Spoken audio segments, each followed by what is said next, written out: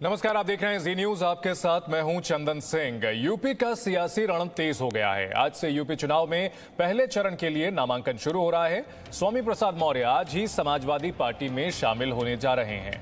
BJP आज या कल 172 प्रत्याशियों की लिस्ट जारी करेगी। इसके अलावा आरएलडी की पहली लिस्ट जारी हो गई है।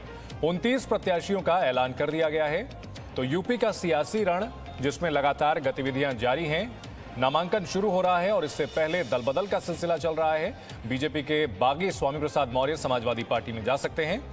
बीजेपी ने यूपी चुनाव के लिए 170 से ज्यादा उम्मीदवार तय कर दिए हैं। इस वक्त की बड़ी खबर, बीजेपी आज या कल इन प्रत्याशियों की सूची जारी कर सकती है। 170 से ज्यादा उम्मीदवारों के नाम तय कर दिए गए हैं। 403 सीटों के लिए यूपी में मुकाबला होना है और बीजेपी ने अपने 170 से ज्यादा उम्मीदवार तय कर लिए हैं। आज या कल इन प्रत्याशियों की सूची जारी कर सकती है। एक तरफ बीजेपी के कई बड़े नेता पार्टी छोड़ रहे हैं, तो वहीं पार्टी इन सबसे बेपरवाह है। पार्टी की ओर से कहा जा रहा है कि इन नेताओं के खुद के टिकट कट रहे थे, इनको जीत का भरोसा नहीं था, अपने निजी स्वार्थ थे, इस वजह से पार्टी छोड़ रहे थे। और इस बीच पार्टी ने 170 से ज्यादा उम्मीदवारों के नाम तय कर लिए हैं, जिनके नाम का ऐलान आज से कल तक में हो सकता है। 2017 की प्रचंड जीत को दोहराने के इरादे से बीजेपी उतर रही है चुनावी समर में। हालांकि विपक्ष ने भी घेराबंदी तेज की हुई है, लेकिन अपने योद्धाओं के नाम का ऐलान आज से कल में कर सकती है बीजेपी। 170 सीटों पर उम्मीदवारों के नाम फाइनल कर लिए गए हैं। और आज की 5 बड़ी अपडेट यूपी चुनाव से जुड़ी हुई। स्वामी प्रसाद मौर्य आज समाजवादी पार्टी में शामिल होंगे। कमल छोड़कर साइकिल पर सवार होंगे। पहले चरण के नामांकन की आज शुरुआत हो जाएगी। पहले चरण के चुनाव के लिए बीजेपी ने 172 प्रत्याशियों के नाम तय किए हैं। इनके नाम का ऐलान आज से कल तक में हो सकता है। वहीं आज बीजेपी की पहली लिस्ट जारी होने की उम्मीद है। आज से कल तक बीजेपी में कद्दावर चेहरों को तरजीह दिए जाने की खबर आ रही है। दरअसल कई ओबीसी नेता पार्टी छोड़ रहे हैं, लेकिन बीजेपी के जो ओबीसी नेता हैं उन्हें तरजीह मिल सकती है। कद्दावर चेहरों को तरजीह दी जा रही है। जिताऊ उम्मीदवारों पर फोकस किया जा रहा है बीजेपी के उम्मीदवारों के चयन में। यूपी बीजेपी की आज या कल में पहली लिस्ट जारी हो सकती है। 170 से ज्यादा नाम इसमें हो सकते हैं। इस वक्त की बड़ी खबर आपको बता दें, यूपी के चुनाव के लिए बीजेपी के 170 से ज्यादा उम्मीदवारों के नाम तय हो चुके हैं, जिनका ऐलान आज या कल किया जा सकता है। चुनाव समिति की बैठक पिछले कई दिनों से चल रही है। दिल्ली में भी प्रदेश के बड़े नेताओं ने आकर के मंथन किया है। इस बीच इस बात का भी ख्याल रखा गया है कि कैंडिडेट जिताऊ होने चाहिए। दिग्गज चेहरों पर दांव लगा रही है पार्टी। यूपी चुनाव पर आज की बड़ी खबरें। और इस वक्त स्वामी प्रसाद मौर्य क्या कह रहे हैं, आपको सुनाते हैं। राजनीति में लिया गया कोई फैसला जी, और कमान से निकला हुआ कोई तीर वापस नहीं होता है।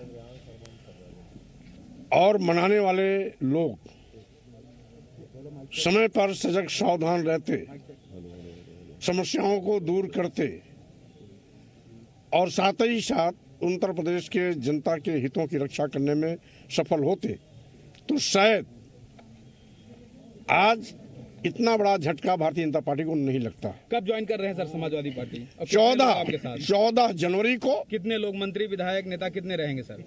आप उस दिन देखेंगे, जो भी ज्वाइन करेगा उसके चेहरे आपके सामने आएंगे। जैसा कि मैंने कल भी कहा, 2 दिन तक हम संवाद में रहेंगे। आपके हाथ में है ना सर, मतलब लोग छिटकेंगे तो नहीं जो आपसे वादा किए आप साथ जाएंगे? हमने आपको पहले भी कहा, मैं न पहले कभी किसी से बात करता हूं, ना आज कर रहा हूं। जो आएगा स्वागत। जो दूसरों का हक निकले, जो अनुसूचित जात जनजाति का आरक्षण अजगर की तरह निकल जाए, ऐसे नाग रूपी आरएसएस और सांप रूपी भाजपा को स्वामी रूपी नेवला उत्तर प्रदेश की धरती से खत्म करके ही दम लेगा।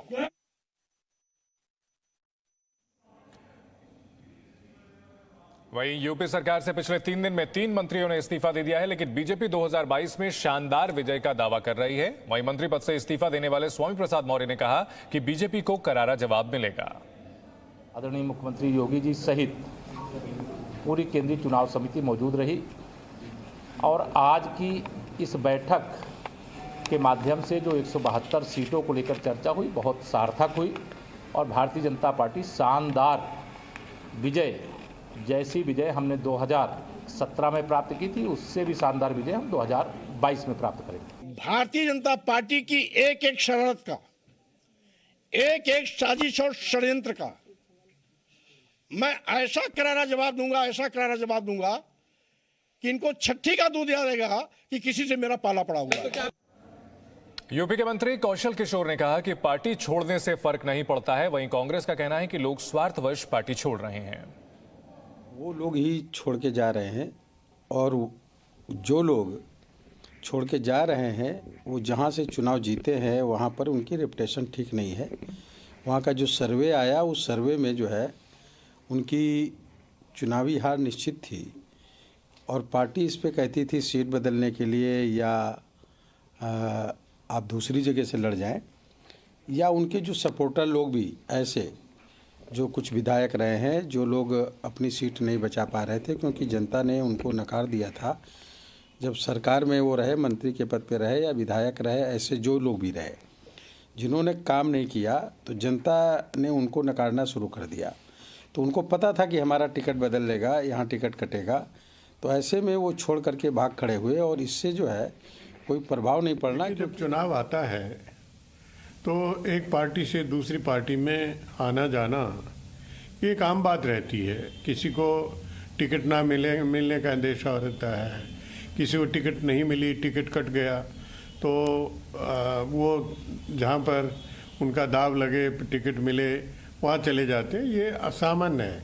लेकिन अब की बार जो विशेष बात है वो सत्ताधारी दल भारतीय जनता पार्टी से जो पलायन हो रहा है, यहाँ तक कि 2 इनके सीनियर कैबिनेट मिनिस्टर वो रिजाइन करके चले जा रहे हैं, तो ये पूरी तरह से साफ है कि परिवर्तन होना लाजमी है। यूपी में सियासी सैर का दौर जारी है और इस सैर के लिए नेता एक के बाद एक निकल रहे हैं। कोई कह रहा है कि पार्टी में घुटन महसूस हो रही थी तो किसी का कहना है कि पार्टी ने उनकी बात नहीं सुनी। हालांकि कोई ये नहीं बताना चाहता कि आखिर चुनाव से ऐन कुछ दिन पहले ही उन्होंने ये फैसला क्यों किया।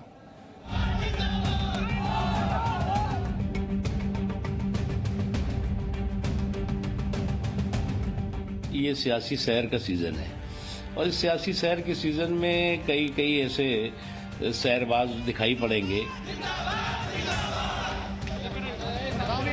यूपी में चुनावी मौसम जोर पकड़ रहा है और इस मौसम में कई नेता सैर पर निकल रहे हैं। ये सैर एक पार्टी से शुरू होती है और दूसरी पार्टी पर जाकर खत्म होती है। चुनावों के समय नेताओं के लिए ये सैर इसलिए भी जरूरी है ताकि राजनीति की दुनिया में उनकी सेहत अच्छी बनी रहे। अब तक योगी कैबिनेट के 3 मंत्री और 12 विधायक इस चुनावी सैर पर निकल चुके हैं और कुछ तो समाजवादी पार्टी से भी जुड़ चुके हैं। इनमें से कुछ बड़े नाम थे। कुशीनगर की पडरौना सीट से विधायक स्वामी प्रसाद मौर्य, मऊ की मधुबन सीट से विधायक दारा सिंह चौहान, सहारनपुर की नकुड़ सीट से विधायक धर्म सिंह सैनी, शाहजहांपुर की तिलहर सीट से विधायक रोशन लाल वर्मा, बांदा की तिंदवारी सीट से विधायक ब्रजेश प्रजापति, औरैया की बिधुना सीट से विधायक विनय शाक्य, कानपुर देहात की बिल्हौर सीट से विधायक भगवती सागर, शिकोहाबाद की फिरोजाबाद सीट से विधायक मुकेश वर्मा। कल को एक मंत्री और देगा, परसों को और एक दिन रोज तय कर दिया गया है। माननीय मौर्य जी ने, सोम प्रसाद मौर्य जी ने तय कर दिया गया कि फला तारीख को वो मंत्री, फला को वो और उसके साथ कुछ विधायक। इसी तरह करेंगे, रोज ये 20 तारीख तक सिलसिला चलता रहेगा। बीजेपी की सहयोगी दल के विधायक अमर सिंह ने भी गुरुवार को इस्तीफा दे दिया। कहा कि वो समाजवादी पार्टी ज्वाइन करेंगे। सरकार में दलितों को, पिछड़ों को, कमेरा समाज के लोगों को बड़ा उपेक्षित किया गया, उनके हक अधिकारों के साथ छेड़खानी शुरू हो गई। हम लोग की आस्था, हम लोग की विचारधारा जो बनी कि हम लोग अब समाजवादी पार्टी के मुखिया के शरण में चलेंगे। सूत्रों के मुताबिक परिवारवाद, पुत्र मोह और टिकट का कटना बागी नेताओं की नाराजगी का एक बहुत बड़ा कारण बताया जा रहा है। बीजेपी ने भी इन बागी नेताओं पर जमकर हमला बोला है। केंद्रीय मंत्री मुख्तार अब्बास नकवी का कहना है कि ये बागी नेता अभी सियासी सैर पर निकले हैं। ये सियासी सैर का सीजन है और इस सियासी सैर के सीजन में कई ऐसे सैरबाज दिखाई पड़ेंगे। कई ऐसे जो है वो चुनावी चौपाल के पर जो है वो चहलकदमी करते हुए लोग दिखाई पड़ेंगे, जिनको कि आप देखते रहिए। लेकिन बागी विधायकों की सियासी सैर पर समाजवादी पार्टी लगातार चुटकी ले रही है। ये पलायन ये साबित कर रहा है कि भारतीय जनता पार्टी का सबका साथ सबका विकास का जो असली चेहरा है वो पिछड़ा विरोधी है, दलित विरोधी है, गरीब विरोधी है। बागियों के सियासी सैर से आने वाले चुनावों का रोमांच और बढ़ गया है। देखना होगा कि बागियों के जाने से क्या सचमुच बीजेपी को खतरा होगा या फिर ये चुनावी सैर बागियों की सेहत के लिए ही नुकसानदायक साबित होगा। विशाल पांडे के साथ ब्यूरो रिपोर्ट, जी मीडिया।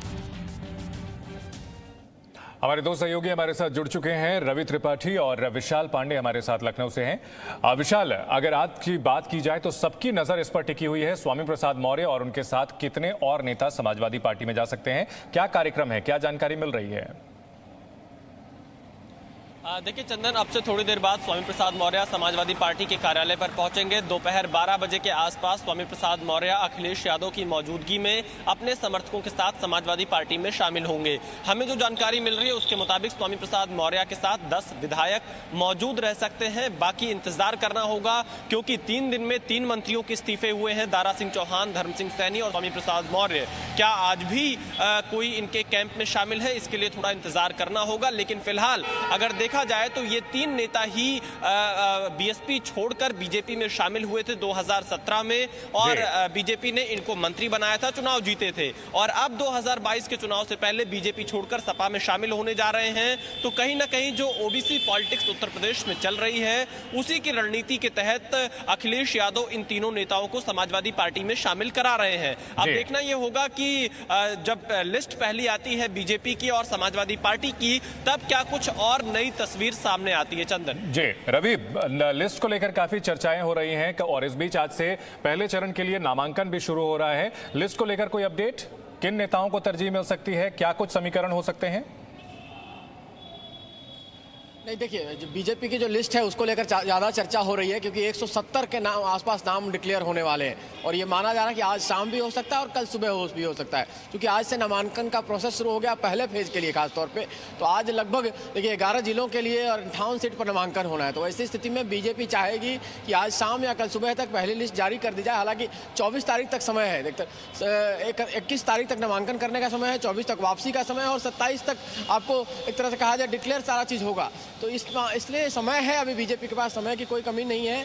तो बीजेपी चाहेगी कि आज शाम चाहे कल सुबह तक लिस्ट जारी हो। और सबसे दिलचस्प बात है कि सबको इंतजार है कि पहले लिस्ट में क्या योगी आदित्यनाथ का नाम होता है कि नहीं, मुख्यमंत्री का, क्या उनका नाम अयोध्या से आता है या गोरखपुर से आता है, ये भी देखने वाली बात होगी। बाकी पश्चिम के लिए जहां तक बात है तो पश्चिम में कैराना से कौन सा उम्मीदवार होगा, पंकज सिंह का नाम, राजनाथ सिंह के जो बेटे हैं नोएडा से, उनका नाम होता है कि नहीं होता है। तो ये सब बड़े नाम है जिनका इंतजार किया जाएगा पहले लिस्ट में खास तौर पर। जी बिल्कुल। वहीं अगर बात की जाए विशाल, बीजेपी की रणनीति की, तो जिस तरह से बड़े नेता छोड़ रहे हैं पार्टी और जिस तरह से आरोप लगा रहे हैं ओबीसी के उपेक्षा का, इसको लेकर के पार्टी की रणनीति में कोई बदलाव दिखता है? बीजेपी दफ्तर से क्या कुछ हलचल निकलकर सामने आ रही है? चंदन, देखिए, बीजेपी ने पहले इन तीनों नेताओं को मनाने की कोशिश की, लेकिन जब बीजेपी को ये लगा कि ये तीनों नहीं मानेंगे तो बीजेपी ने कोई बहुत ज़्यादा कोशिश फिर नहीं की। लेकिन फिलहाल अगर हम बीजेपी के नेताओं से जब बातचीत करते हैं तो उनका ये कहना रहता है कि ओबीसी के लिए बीजेपी ने सबसे ज़्यादा काम किया है। योगी सरकार में 22 ओबीसी समाज से मंत्री हैं, इसके अलावा मोदी सरकार में 25 से ज़्यादा मंत्री ओबीसी समाज से हैं। वो इन आंकड़ों को गिनाते हैं और साथ ही ये भी बताते हैं, कल बीजेपी ने एक ट्वीट भी किया था कि राष्ट्रीय पिछड़ा आयोग को संवैधानिक दर्जा मोदी सरकार ने दिया, तो वो प्रधानमंत्री नरेंद्र मोदी को सबसे बड़ा चेहरा बीजेपी इस पूरे मामले में बताती है। और बीजेपी की यह कोशिश है कि ये नेता सिर्फ जा रहे हैं, इनके साथ इनके समर्थक और इनके मतदाता नहीं जाएंगे। तो ये बीजेपी सोच रही है कि केशव प्रसाद मौर्य के सहारे, स्वतंत्र देव सिंह के सहारे, जो उनके पार्टी के मूल ओबीसी चेहरा है, उनको आगे करके अगर कोई नुकसान होता है तो उसकी भरपाई की जा सके। जी रवि, अगर बात की जाए बीजेपी की, तो बीजेपी ने अपनी सोशल इंजीनियरिंग, बीजेपी का शुरू से जो जनाधार रहा है गैर यादव ओबीसी में काफी ज्यादा रहा है, जिसमें कि अब सेंध लगाने की कोशिश की है समाजवादी पार्टी ने। तो आने वाले दिनों में अब बीजेपी के लिए यह काफी बड़ी चुनौती होगी कि अपनी उस सोशल इंजीनियरिंग को बचाए रखा जाए, अपने जो नेता उनके पास हैं और साथ साथ जो सहयोगी दल हैं, अपना दल जैसे सहयोगी हैं, निषाद पार्टी जैसे सहयोगी हैं, इन्हें भी अपने पाले में जोड़कर रखा जाए। बिल्कुल सही कहा आपने। देखिए 2017 में जो स्ट्रेटजी बीजेपी ने अपनाई थी, जिस तरह से जो यहाँ के छोटी छोटी पार्टियां हैं, चाहे जो निषाद पार्टी हो, चाहे अपना दल हो, चाहे फिर आपको अन्य जो पार्टियां हैं, छोटी छोटी पार्टियां, छोटे छोटे जो नेता हैं, अलग अलग जातियों के नेता हैं, उनको साधने की कोशिश की थी। वही फॉर्मूला इस बार अखिलेश यादव ने अपनाया। उन छोटी छोटी पार्टियों को साध कर बीजेपी को कहीं ना कहीं कहते हैं सठे साठ्यम समाचरित, संस्कृत में एक शब्द है कि जैसे को तैसा, उस तरह से कहीं ना कहीं अखिलेश यादव ने काउंटर किया है और उस काउंटर की वजह से बीजेपी की परेशानी बढ़ी है। लेकिन बीजेपी के साथ सबसे बड़ा जो प्लस पॉइंट है वो प्रधानमंत्री मोदी है। प्रधानमंत्री मोदी अपने आप को ओबीसी कहते हैं।